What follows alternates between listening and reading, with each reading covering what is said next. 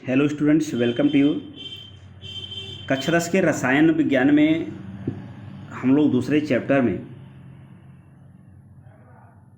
कल तक जो पढ़ा था वो विभिन्न प्रकार के सॉल्ट्स के निर्माण की विधि, गुणधर्म और उपयोग की बात हो रही थी, क्योंकि चैप्टर का नाम ही है कुछ लवणों के निर्माण विधि, गुणधर्म तथा उपयोग। ठीक है, तो इस तरह से हम लोगों ने देखा कि जो भी हमारे सिलेबस में रखे गए सॉल्ट हैं, जो भी हमारे सिलेबस में रखे गए लवण हैं, उनको बनाया कैसे जाता है, उनका रासायनिक नाम क्या है, उनका साधारण नाम क्या है, उनका अणु सूत्र क्या है, उनका अणु भार क्या है, उनके भौतिक गुण, उनका रासायनिक गुण और उपयोग क्या होता है। स्टूडेंट्स, आज का जो ये टॉपिक होगा हमारा इस चैप्टर का लास्ट टॉपिक होगा, और इस टॉपिक में हम लोग पीएच पैमाना के बारे में पढ़ेंगे। पीएच पैमाना, पीएच स्केल। पीएच जो होता है इसको हम लोग कहते हैं power of hydrogen, power of hydrogen. देखिए, इसके पहले जो हम लोग चैप्टर में पढ़े हैं अम्ल क्षार लवण, तो वहाँ अम्लों की पहचान के कुछ विधियां बताई गई रही होंगी और क्षारों के पहचान की विधियां बताई गई रही होंगी, जिसमें से उनके फिजिकल प्रॉपर्टीज़ के आधार पर भी, जैसे आपने कहा होगा कि अम्लों के स्वाद जो है खट्टे होते हैं, क्षार के स्वाद कड़वे होते हैं, के अलावा लिटमस पेपर का टेस्ट वहाँ लिया गया रहा होगा, नीला लिटमस पेपर, लाल लिटमस पेपर। तो ऐसे एक स्केल यह भी होता है कि जिसके आधार पर कोई भी सॉल्यूशन, कोई भी विलयन हो, कोई भी पदार्थ हो, तो हम स्केल के आधार पर यह कह सकते हैं कि ये पदार्थ अम्ल होगा या क्षार वाला होगा, मतलब अम्लीय होगा या क्षारीय होगा, मतलब खट्टी होगा या कड़वा होगा। तो इसी पीएच स्केल की बात करते हैं। अगर हम पीएच को देखें एज ए डिफिनेशन के रूप में, तो सोरेनसन नामक साइंटिस्ट ने एक डिफिनेशन दिया कि किसी विलयन में उपस्थित हाइड्रोजन आयन की सांद्रता के ऋणात्मक लघुगणक को उस विलयन का पीएच मान कहते हैं। विलयन में उपस्थित हाइड्रोजन आयन, हमने पहले भी कहा पीएच का पूरा नाम होता है पावर ऑफ हाइड्रोजन। देख रहे हैं, ये हाइड्रोजन जो है इस पी पे जो है पावर है, इसमें ऐसे हम लोग इसको लिखते हैं। ये बिल्कुल हम पीएच को लिखते समय ऐसे पीएच नहीं लिखेंगे, जब भी होता है तो हाइड्रोजन को ऐसे पावर के रूप में लिखते हैं। तो इस तरह से ये हमारा पावर ऑफ हाइड्रोजन। तो सोरेनसन के अकॉर्डिंग कि विलयन में उपस्थित हाइड्रोजन आयन की जो सांद्रता है, उस सांद्रता के ऋणात्मक लघुगणक को ही उस विलयन का पीएच मान कहते हैं। ठीक है, अर्थात पीएच बराबर क्या होगा, log 10 हाइड्रोजन आयन। देख रहे हैं यहाँ पर क्या है, कुछ साधारण पदार्थों के पीएच मान हैं। और देखिए, पीएच मान की जब बात हम करेंगे स्केल पे, तो वो एक स्टैंडर्ड लिया जाता है, मानक लिया जाता है 0 से लेकर के 14 तक। पैमाने में 0 से लेकर के 14 तक।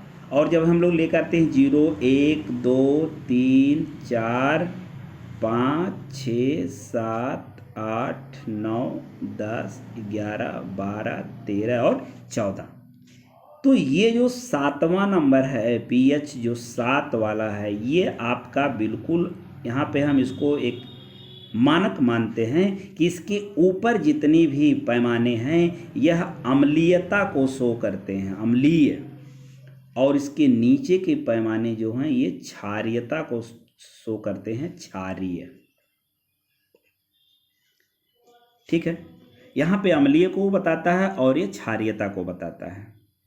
अब बात ये आएगी कि साहब जब ये अम्लीय बताता है, ये क्षारीय बताता है, तो ये क्या होगा, ये उदासीन होगा, ना अम्लीय होगा और ना क्षारीय होगा, ना खट्टा होगा ना कड़वा होगा। कहेंगे ऐसा कौन सा चीज़ है, बहुत आसान है, H2O है, जिसे हम लोग पानी या जल के रूप में जानते हैं। तो इस आधार पर, पैमाने के आधार पर यहाँ हम टेबल में कुछ देखेंगे कि कुछ पदार्थ के विलयन हैं, इनके पीएच के मान निर्धारित हैं, और इसके आधार पर हम एक क्लियर करेंगे अम्लीय है, क्षारीय। देख रहे हैं सांद्र HCl विलयन होता है, इसका पीएच मान 0 होता है। तो जाहिर सी बात, हमने कहा था 7 के नीचे जब होगा तो अम्लीय होगा, 7 उदासीन होता है और 7 के नीचे अम्लीय, और 7 के ऊपर जब चलेंगे 8, 9, 10, 14 तक तो वो क्षारीय होगा। तो जब 0 है तो अम्लीय होगा। नींबू का रस अब देखते हैं, वैसे भी खट्टा है, जानते भी हैं, लेकिन इसका पीएच 2.5 2.5 होता है, भी अम्लीय है। मृदु पेय पदार्थ 6 होता है, पीएच ये भी अम्लीय है। शुद्ध जल का 7 होता है, ये उदासीन है। टूथपेस्ट जो हम लोग यूज करते हैं, देखते हैं हल्का सा उसमें जो है नमकीन टाइप आता है, तो वो 8 होता है, उसका क्षारीय होता। वॉशिंग सोडा जो हमारा होता है वो 9 होता, क्षारीय होता है। फिर तनु NaOH जो होता है उसका 13 होता है, ठीक है। तो इस हिसाब से उसको हम लोग देखते हैं कि ये आपका क्षारीय होता है। वहीं जो है आमाशयी रस जो आपके पेट में जो निकलता है, आमाशयी रस जो पैंक्रियाज मतलब जो आपकी आमाशय है, आती रस्सियाँ जो निकलती हैं भोजन को अम्लीय बनाने का काम करती हैं, उसका 1.4 होता अम्लीय है। सिरका का 4 होता है, इसलिए वो भी अम्लीय है। दूध का 6.5 होता है, इसलिए वो भी दूध भी हल्का खट्टा हो जाता है, देखते हैं अक्सर। रक्त जो होता है वो देखते हैं 7.4 होता है, वो क्षारीय होता है। बेकिंग सोडा का 8.5 क्षारीय होता है और सांद्र NaOH का 14.0 यानी 14 होता है, अर्थात क्षारीय होता है। तो कुल मिला के हमें मिला क्या कि जिनका 7 से कम पीएच होगा वो अम्लीय होंगे, जिनका 7 से ज़्यादा होगा वो क्षारीय होंगे, जिनका 7 ही होगा वो उदासीन होंगे। अब इसमें से कुछ इंपॉर्टेंट हैं जो आपके बोर्ड परीक्षा में कंपटीशन में अक्सर पूछ लिए जाते हैं, जैसे शुद्ध जल का पीएच मान तो 7 होता है, रक्त का पीएच मान 7.4 होता है। ये 2 सबसे महत्वपूर्ण हैं, लेकिन उससे भी महत्वपूर्ण बात यह है आपको जानना कि कब अम्लीय कब क्षारीय होगा, क्योंकि कभी कभी बोर्ड पेपर में दे देता है उठा करके कि फला विलयन का या कोई पदार्थ है उसका पीएच मान इतना है तो प्रकृति क्या होगा। मान लीजिए पीएच मान 2 है तो इसकी प्रकृति क्या होगी। तो हमें ये बात रटना न हो किसका 2 किसका 3 किसका 7 होता है। इस चीज़ को दिमाग में रख लें कि 7 से कम किसका होता है, यानी 7 से जो कम होगा अगर किसी का है तो वो हम अम्लीय मानेंगे। इसी बात को हमको याद करना है और इसी बात को दिमाग में रखना। और 7 से अगर किसी का ज़्यादा होता है, अधिक होता है, तो हम उसको मानते हैं कि ये क्षारीय होता है। मान लीजिए दिया हुआ किसी विलयन का पीएच मान 8.5 है तो प्रकृति क्या होगी, अम्लीय की क्षारीय। तो चूंकि ये 7 से क्या है ज़्यादा, इसलिए क्या होगा, क्षारीय होगा। तो स्टूडेंट्स आपको इस चीज़ को दिमाग में हमेशा रख करके चलना है कि 7 से कम अम्लीय, 7 उदासीन और 7 से ज़्यादा क्षारीय होता है, ठीक है। अब इसके आधार पर हम लोग देखेंगे कि इसका दैनिक जीवन में प्रभाव क्या होता है। जो पीएच है इसका दैनिक जीवन में क्या प्रभाव पड़ता है, ये बड़ा इंपॉर्टेंट क्वेश्चन बन करके आता है। पीएच वैसे भी ये बड़ा इंपॉर्टेंट है, इनमें से फुल क्वेश्चन से लेकर के अति लघुत्तरी क्वेश्चन तक बनते हैं। तो ये पीएच का दैनिक जीवन पर प्रभाव क्या देख रहे हैं। जीवित प्राणी जो है, लिविंग पर्सन जो है, उसका शरीर जो है एक केवल निश्चित पीएच पर कार्य करता है। जैसे हमारा जो शरीर है वो 7.0 से 7.8 के पीएच के बीच कार्य करता है। पौधों की बात कर लें तो बहुत से ऐसे पौधे हैं कि जो उचित मृदा वाले पीएच में ही विकास करते हैं। अगर वहाँ का मृदा का पीएच मान गड़बड़ हो गया तो उनका विकास पौधों का रुक जाता है। अक्सर खेतों में हम लोग यही देखते हैं। तो हम लोग क्या करते हैं, मिट्टी की जांच करवाते हैं और मिट्टी के पीएच को, क्योंकि एक निश्चित पीएच पर ही फसलें जो होती हैं वो उनमें पैदावार या उनका विकास अच्छे से होता है। लेकिन अगर पीएच डिस्टर्ब हो गया तो वो डिस्टर्ब हो जाएगा। तो अक्सर आप देखते हैं गांव में क्या होता है, हम लोग क्या है कि एक ही दुकान से बीज लेकर के किसान जाते हैं, लेकिन एक में जल्दी जो है विकसित हो जाता है, एक में थोड़ा लेट हो जाता है, एक में रोगी बन जाता है, एक में निपट जाता है अच्छे से। तो ये कहीं न कहीं से हमारे मिट्टी की कमी है, अर्थात उसके पीएच में कोई डिस्टर्बेंस है। फिर हमारी पाचन क्रिया में भी बड़ा महत्वपूर्ण रोल करता है, क्योंकि अभी हम लोग देख रहे थे टेबल में ना कि 1.4 होता है जो आमाशयी रस होता अम्लीय भोजन को बनाता है। तो इस तरह से भोजन अम्लीय बनता है और ज़्यादा देर तक अम्लीय न हो, इसलिए जब आगे की तरफ बढ़ता है तो क्षार बन जाता है, क्षारीय हो जाता है, यानी 7 से ज़्यादा पीएच आ जाता है। कुछ ऐसे रस होते हैं तो अम्ल क्षार मिलकर न्यूट्रलाइज कर देता है, उदासीन हो जाता है, इसलिए हमारी पाचन क्रिया संपन्न हो जाती है। यही कभी कभी जब होता है अम्ल की मात्रा ज़्यादा हो जाती है या क्षार की मात्रा ज़्यादा हो जाती है, तो अम्ल की मात्रा ज़्यादा हो जाती है तो आपको क्या होता है, आपकी तबीयत जो है गैस बनने लगता है, डकार आने लगता है, खट्टा खट्टा डकार आने लगता है। इस तरह से अम्लीयता बन जाती है आपके शरीर में। तो उसके लिए आपको गैस की दवाएँ लेनी पड़ती हैं, अम्लीयता को एंटॉक्सिड लेनी पड़ती है, आपको एसिड का एंटी लेना पड़ता है, आपको तमाम दवाएं इस तरह की आती हैं। कहीं गले में जलन होने लगती है, कहीं पेट में जलन होने लगती है, इस तरह से तमाम प्रॉब्लम आती है। तो पीएच मान कहीं ना कहीं हमारे दैनिक जीवन में पीएच का बहुत ही महत्वपूर्ण रोल है। देख रहे हैं जैसे हमारी लार हैं, अब मुँह के जो पीएच का मान होता है ये 5.5 होता है।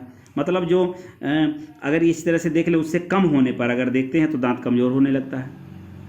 5.5 तक तो ठीक है, अम्लीयता है, लेकिन अगर उससे कम होने लगता है तो हमारे दांत कमज़ोर हो जाने लगते हैं, क्योंकि जैसे जैसे पीएच मान कम होगा अम्ल की जो प्रोबेबिलिटी है, स्टेबिलिटी हमें एक तरह से कह लें, उनकी जो प्रबलता है वो बढ़ती जाती है। जितना पीएच मान कम होगा अम्ल की प्रबलता, स्टैंडर्डिटी उसकी उतने ज़्यादा होगी। तो इस तरह से जब 5 से कम होने लगता है तो अम्लीयता बहुत ज़्यादा बढ़ने लगती है, धीरे धीरे तो दांतों का क्षरण हो जाता है, दांत नष्ट हो जाते हैं।